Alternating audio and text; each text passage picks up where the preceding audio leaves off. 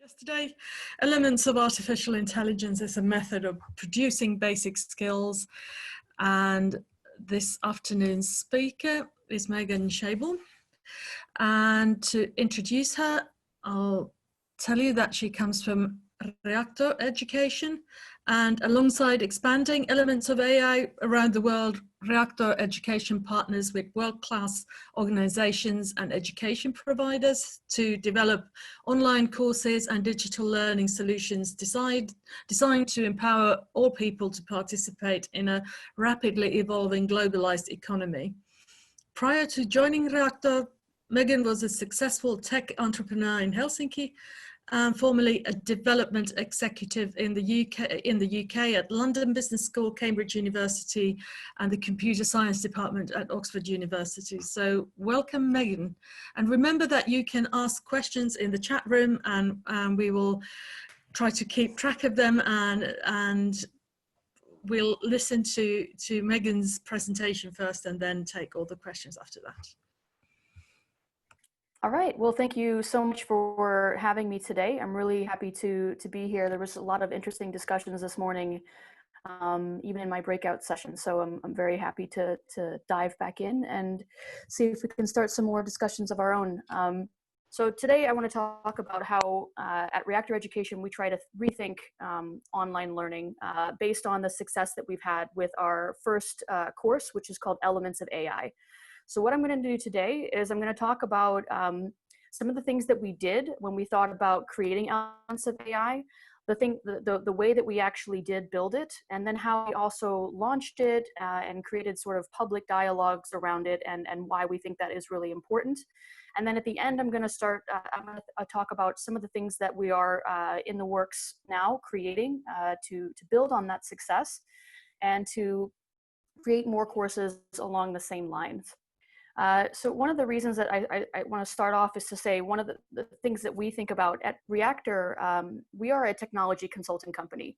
We are not an education company. So when we started this project along with the University of Helsinki to create Elements of AI, we entered the discussion as people who were experts in creating digital products.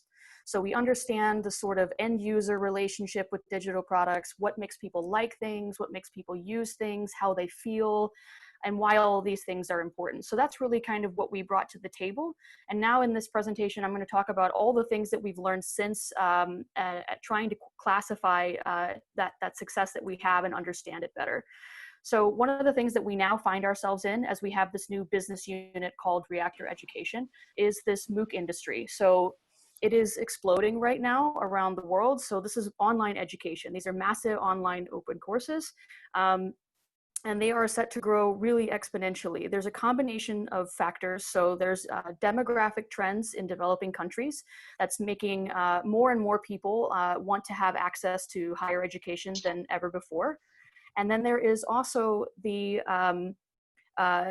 increase in this group of people who are now already educated, but they're out in the workforce, and they're being told that they constantly need to reskill themselves outside of university in order to stay relevant in the modern workforce. And this growing group means that there's so many people now that are demanding higher education that you would physically need to build over 700 new universities every year just to service that demand. So the gap there can really be filled through online education, particularly for people in continuing education. This is just showing that demand is starting to be met now. So there's a sort of exponential growth. And these are the numbers from the end of 2019. So actually what we've seen now with the coronavirus crisis is that this has grown tremendously. So there's been hundreds and hundreds of new online courses that have come out just in the last 2 months, with universities around the world putting their curriculum online. So this is a really growing trend. But one of the things that we notice at Reactor when we think about these courses, again, not as educators, is that the vast majority of them look and feel the same. So they are basically like video MOOCs of people standing in front of a whiteboard or having a PowerPoint presentation. You have to download PDF workbooks. The courses can take anywhere from days to weeks to even months to complete. basically it's a copy paste of the lecture theater environment at universities. And the problem that we see with that is that particularly when you're looking at this growing group of people who need to reskill in the workforce, that's not how they learn. They don't have the time to learn that way, and they've been outside of university for so long, or they haven't been there at all, that actually that kind of learning material and that kind of method is not really going to reach them where they are. So what we try to think about is what we call MOOCs for modern life. So if you think about the typical person who's being asked to reskill or to learn a basic skill about something who is outside of a university, outside of the classroom, they might have a full-time job, they have families. Sorry. These statistics are a little bit old. They're coming from 2018, so these have grown quite a bit since then. The main point here is that these people, so this growing group of people who need these basic skills, are learning in their free time. And there's a million things that is conflicting, trying to get their attention during their free time. And that's why when we try to think about things, we say that we're not competing with other online courses, we're actually competing with Netflix and Facebook.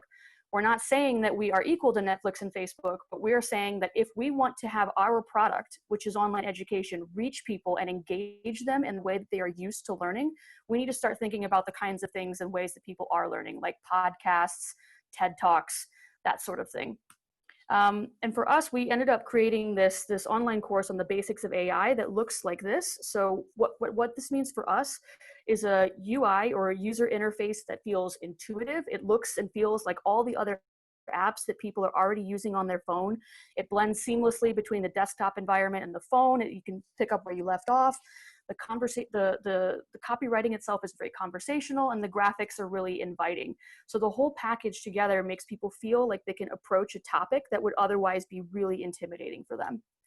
The other thing to note that we really took into account when building this course is we use what we call design thinking. And design thinking is just a method that says you design for the needs and the desires of the end user. So for us, the way that we do that when we build any digital project is that we actually talk to people. So when you think about AI, this is really important, because if it's going to be like electricity impacting all of us, then it shouldn't be left in the hands of a few elite coders. And we're seeing this more and more now as being a hugely important thing. So these are just a selection of things that you can check out and go into a little bit more later. I'm sure you've heard of many of them. Weapons of Math Destruction, great book about algorithms and algorithmic biases, but also letting people know that algorithms actually dictate a lot of what goes on in their lives, like whether or not they're going to get approved for a mortgage application. It dictates the lengths of prison sentences in America. It decides who's going to get kicked off an overbooked flight first. These are all things that happen to us every single day, and they're really big things that matter in our lives, like, job recruitment applications and all of these things are being sorted by computer algorithms. So how does that actually affect us? We should know about those. Invisible Women, I think it's just been actually printed in Finland in the last week or two.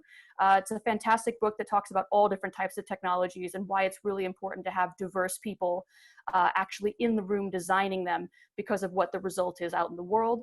I'd blush if I could. It's a fantastic study that was published by UNESCO, where they basically studied the different voice assistants that we have, like Siri and Google Assistant. And they found things like if you ask these assistants the exact same question in a woman's voice versus a man's voice, you will get a different answer. And all of these things have to do with understanding how data and how data works and how AI works on a foundational level. So that's one thing that we felt was really important to do. So how do we do it? We knew that we wanted to target people who were specifically left out of technology discussions. So we got those people together in focus groups. So we found the demographics of people that we actually wanted to educate, and we asked them, what are your feelings on the subject, and why do you want to learn about it? So is it boring or confusing or elitist? Do you feel overwhelmed? Do you feel like there's so much misinformation out there? Do you feel like this is something that is accessible to you? And then why do you want to learn about it? Do you want to sound clever at your next dinner party or job interview? Do you want to have a job from somebody that you want to be able to skill up and be like them? Do you want a promotion? Do you want to be able to work remotely? Understanding why people want this information and how it's going to help them really informs the design. So for us, that makes a machine learning course look and feel like this. And the messaging around that, when we put that thing out into the world, was this. So we wanted people to feel empowered and not threatened by AI. If the people that we were trying to reach think that robots are stealing their jobs, how can we educate them about how the process actually works and what they're dealing with in order for them to feel like they have agency again and they can come to the table with this foundational language to be able to act on their own behalf? So we wanted to create, again, we didn't just create the course and put it online. We wanted it to actually reach people, the people that we wanted to have this education out in the real world. So there's some ways that we did that. One of the things is that we made sure that everybody got a certificate of completion that was actually 2 ECTS university credits from the University of Helsinki. So here you can see Sauli Niinisto, who's the president of Finland. Actually, he got the certificate as well. And so did, this was on Twitter in December this year, the Santa Claus account, actually, Santa Claus got published and got their certificate of completion. So the person that actually is the person who plays the Santa Claus in Rovaniemi got the certificate as well. But the important thing is that in every environment that we roll the course out in, people are feeling like they're really accomplishing something tangible in the world, and that gives them a big boost. We hosted a graduation ceremony for the first group of cohorts. We had over 800 people attend from across Finland. It was hosted by the president of Finland. People like Risto Siilasmaa, the chairman of Nokia, were talking about why this is important in industry. And this event really kicked off a lot of media coverage for us. So with Elements of AI, we only spent 9,000 euros in its entirety in advertising budget total. So all the kind of press and stuff that we have had since then has been totally organic and word of mouth. In the first year anniversary, we were ranked the #1 computer science course in the world on Class Central, which is the trust pilot for online courses, by hundreds of our students. So they ranked us ahead of Stanford, Harvard, and MIT, which is something that we still hold, which is amazing considering those are really well-known universities. Right now we have over 420,000 students around the world, but for us, the most important aspect is that over 40% of them are women. So that is globally, but in the Nordics, it's over 50%, which is over 2.5 times the average of every other computer science course online. So that really speaks to the impact that you can have when you design something fit for the purpose of your audience and fit for the people that you actually want to reach. And even the University of Helsinki saw an 80% increase in their female applications for the computer science department after the first year. It's created these grassroots movements. Like I said, a lot of this has been word of mouth and getting it out in front of people. There's been things like this article in Wired magazine. A woman who runs what's called the Smart Prison Project in Finland contacted us and said that she really loves the course and wants it to be part of their curriculum. So we did that for them, and that got coverage in Wired, which spurned a whole load of extra inquiries and people getting involved in the project. We've featured now in over 500 media outlets around the world. All of it is showing as something that Finland has done. So it's a product that we created with the university and with Reactor, but it's being seen as Finland's success. These are just examples that you can check out later about how we actually started getting this phenomenon outside of Finland and into other countries around the world.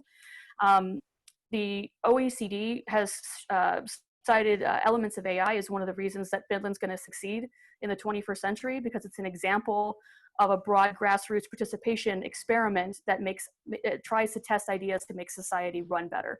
So it's something that you accomplish even with an educational program. MIT, so we won last year in 2019, we were the global grand prize winners for MIT's Inclusive Innovation Challenge. So this is for companies that are trying to create products that are going to include typically excluded demographics of people into the future of work. And we won that grand prize last year. The CEO of Google has said that he wishes that this was a template that other countries can use. The president of France has said that he wishes the EU Commission could set up the same goal and that Finland has shown the path. All of these things have been an overwhelming thing for us. We didn't set out to have anywhere near that kind of success, but we've really tried to capture all the things that went into it to understand it and try to think about what we want to do in the future. So just a little bit about some of those things. I'll go through these quickly and I'll spend more time on the questions. What are we up to next? So right now, Elements of AI is going all around Europe. There's a gift from the European Office of the Presidency. So Finland held that office, and at the end of 2019, they gave this as a gift to the EU. So with the European Commission, we are translating elements of AI into every single official European language. And my team in Helsinki are working with every single EU country to find partners in government and universities to get this in front of real people on the ground in their countries to try to recreate that phenomenon. We're also creating a new sequel course called Building AI, which I'm happy to talk about later. It's the sort of next step so people can understand algorithms and start building machine learning models. We've created new courses like Starting Up, which is an entrepreneurship course. We did it with a business department at Aalto University, an accelerator program, and a venture capitalist firm. So we tried to find all those 3 different angles to entrepreneurship in the 21st century. We're creating this new course now. This is the next one that we're going to be launching in the next month. Given what's going on right now with the coronavirus, there's a lot of misinformation out there in the news and media, or they might cover only one topic without any context. So this is something that we've created to address that, and that's going to be coming out in the next month. We won a tender for the European Commission to build the European Digital Academy as part of the European Jobs and Skills Portal. This is going to be the educational component. And with that, we're going to be building 3 new courses on the basics of just introductory courses on things like digital literacy and the basics of technology and how people can actually use them for businesses and jobs growth in the EU. And that's us. So yeah, this is what we're dedicated to now. Everything that we're doing is trying to empower people to participate in this kind of crazy world that we live in now. And we're trying to learn from what we did in order to be able to build on that in the future. So thank you so much. I know that was a lot in a really short amount of time, but I'm happy to take your questions. So there's a question from Teija Muuraiskangas about when is the coronavirus related course coming up? So just to be clear about that course, we're not going to be specifically talking about coronavirus. The course itself is on the basics of viruses and epidemics, so that people would know the sort of underlying foundational information, regardless of what virus or epidemic that you're talking about. But that should be coming out within about a month. So we're in the final build phase of that right now. I'd actually like to ask you a question about how you asked people what they want to learn. That would be really nice to know. What kind of tools did you use to ask them and to empower them? We actually had people come in and do these sort of the tests that you would normally do for product development. So people physically came in and had these different focus groups, and we interviewed them and we recorded them, and we just started having these kind of like discussions about it. We do have experts who work with us that are have a lot of understanding about technology and people's emotional interaction with technology, what motivates them to use things. So one really basic thing is that, just in the building of it itself, when people adopt a new technology, they have this equation in their head, which is it going to be something that is going to add enough value to my life to use it? And is it going to be easy enough to use so that it doesn't decrease that first one? And that makes people decide really quickly whether or not they're going to engage with something in a digital aspect. So one example of that is if any of you are iPhone users and you pick up an Android phone for the first time, that equation is going on in your head, and it's going to make it. It's going to be the deciding factor about whether or not you feel like switching devices or not. Is that intuitiveness and your ability to learn something new and have it be adding value. Okay, now there are quite a few questions coming. So to start, Anu K has said that she really likes the idea on MOOC, on a MOOC on epidemics. Do you have to have an academic education to understand the content of that course to relate to that course? No, actually, and this is something that's really important for us as well. We want to create these things that we call foundational courses. So the same thing with elements of AI, you really don't need, it's meant for high school students. So the first people that were beta testing the course content were high school students in Finland. And it is actually now a part of the curriculum in over 95% of high schools across Finland. So, this is the same thing with that virus and epidemics course. It's meant to reach the general population. So these are people, just like with AI, who are getting inundated by all of the massive amounts of media, information, and misinformation, who just want to have a sort of foundational knowledge and vocabulary about the subject itself to be able to calibrate in their mind what they're actually receiving from the outside world, and to be able to have that sort of educated dialogue about it. Okay, there's another question related to this course from Sari Pohjola. Who are you doing it with? Who are you teaming up with?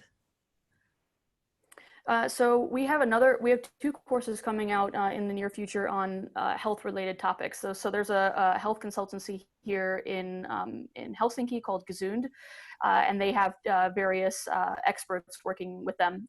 So epidemiologists and people like that. So we've been working with them to source the content for it, and we're also in talks now with some other organizations that I'm not hopefully we'll be able to announce soon for that.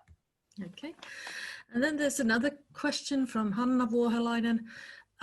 You named the word template. It would be interesting to hear how, for example, liberal adult education and associations could build on your experience. Yeah, I mean, I think that, you know, for us, it's just about thinking about the user first and putting yourself in their shoes. That's the biggest takeaway here, really, is that it wasn't just the technology and the design, but it was also the copywriting. I think with elements of AI, again, it was we took what was an introduction to AI course, and there was a lot of adjustment that went on to make the text really conversational and approachable to people that not only don't know anything about AI, but that don't necessarily have a technology background. And I think, you know, a lot of things, whether you're talking about what we would call basic skills or something like AI, you know, it can be really intimidating to the person who's actually starting out, because they feel like there's this giant mountain to climb. I've had so many people talk about AI in the way that, you know, the technology has advanced so far, it's just too late for me to even attempt to catch up, right?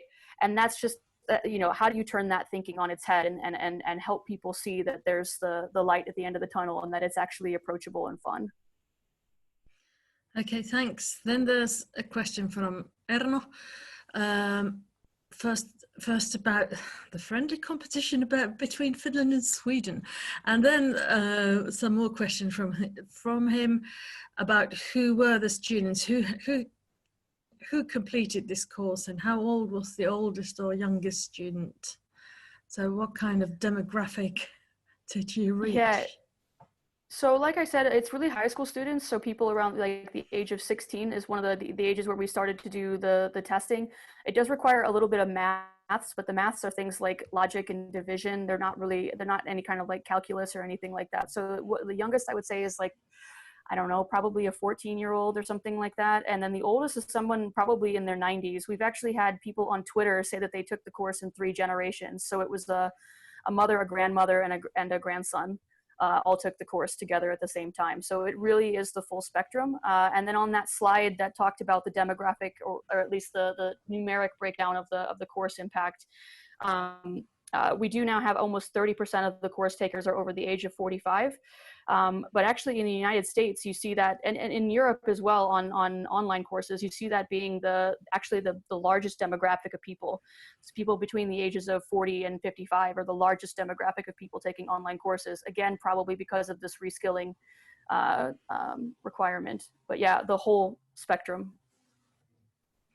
And the competition between Finland and Sweden seems to be very interesting to Finnish participants. Yes. So I skipped that slide really quickly, but you can check it out later. Essentially, we had it was organized, but we had one of a Finnish government minister. So the idea in Finland was that we wanted to challenge we wanted to say that our challenge was to educate 1% on the Finnish population on the basics of AI, which we've now had over 3%.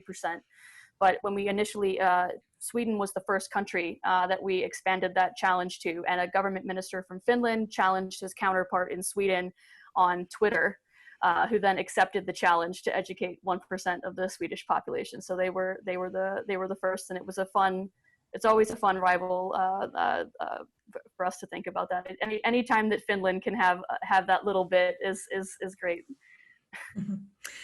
Okay, there are a couple of comments on the approachable and fun aspect of the course, and people would like to either discuss or know how we could transfer this notion to basic skills courses.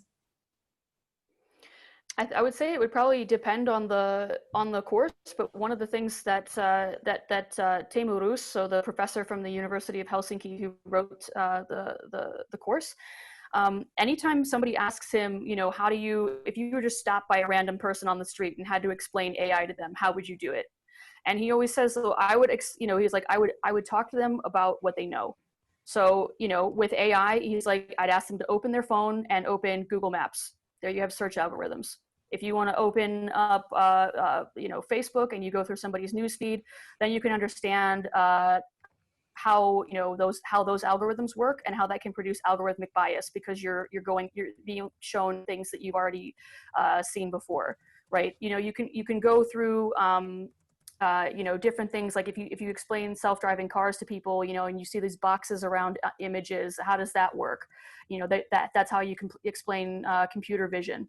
So you take these things that are, you know, on the technical side, you're not understanding the maths behind it, but you are understanding the principles about how, you know, what is under the hood, what is the engine that makes this work, and what are these different applications in the real world that are actually something that people can identify in their own lives. Okay, Hanne and Johan, I hope this is a start of an interesting discussion as well, on perhaps on Epale after we finish this webinar, and a reminder to everyone that our learning experience will extend beyond today. If you want to go and talk to others on Epale about anything that has come up today, that's possible.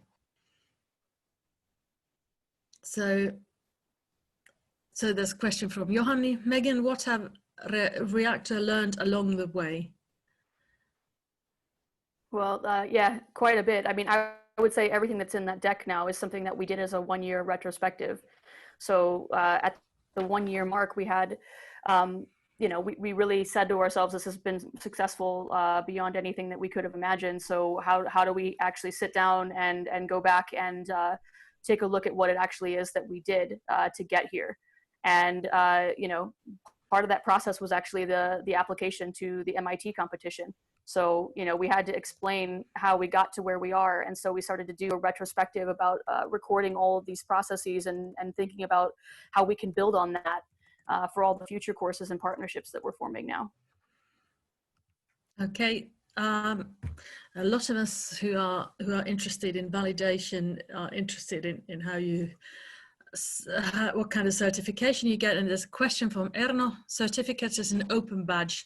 How did you come up with this idea? Then there are a couple of more questions as well, but this is the first one.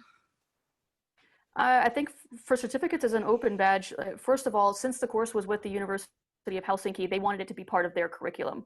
So they wanted to be able to grant credits for their own students this way, and it just made sense for that to be something that was approachable to everyone else.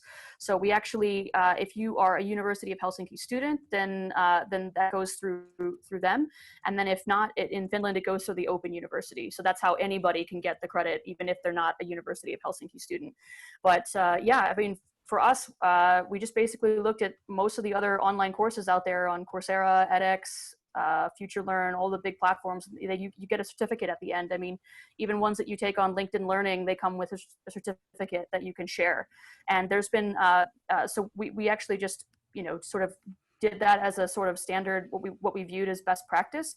But then looking back on it, we've actually done more research on it. And we've seen that there's been research done from companies like Coursera that can show that the courses, the certification actually increases the completion rate of people taking the course. It acts as a motivating factor. And they've also discovered through their own studies at Coursera that the majority, the courses that people are able to share in a way on like an online CV, like LinkedIn, those courses are more likely to have people actually completing certificates as well. So that means that that people are really motivated by doing something that they can demonstrate as having a direct impact on their career. Those are the most popular courses, and those are the courses that get the most certificate completions.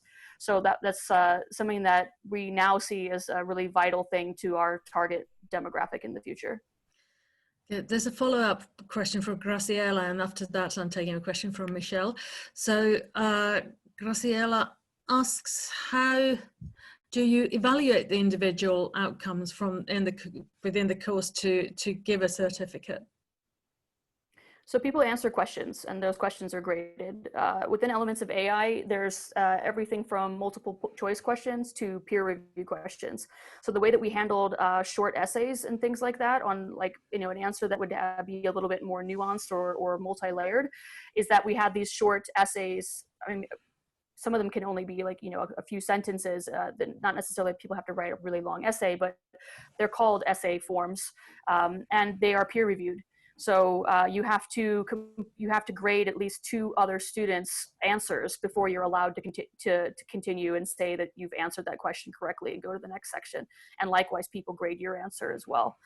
And then we also have the typical, multiple choice and those sorts of questions. And as you make your way through the course, you get those grades. And then at the end, if you get over a certain percentage of the questions right, I think it's like 60%, then you pass the course and you earn the certificate. Okay, thanks. Then there's a question from Michelle. How do you upskill the trainers and teachers?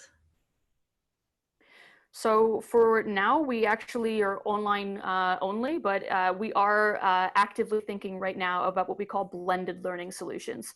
So blended learning is when you take, you have an online course or some kind of repository of education, and then you also have in-classroom learning. So we've had a lot of requests from all the countries that we've rolled out into to have teacher workbooks or a teacher version of the course, so that they can sort of have their own things that not only are like in-class exercises that they can use to supplement the material, but also a teacher version of the course so that they can teach through it. And that's something that it is on our plate. It is definitely front of mind for us, and we are looking at that because blended learning really, it reinforces learning, particularly for school students. Okay, and Graciela wanted to point out that peer review really useful. So, and thank you from Michelle as well.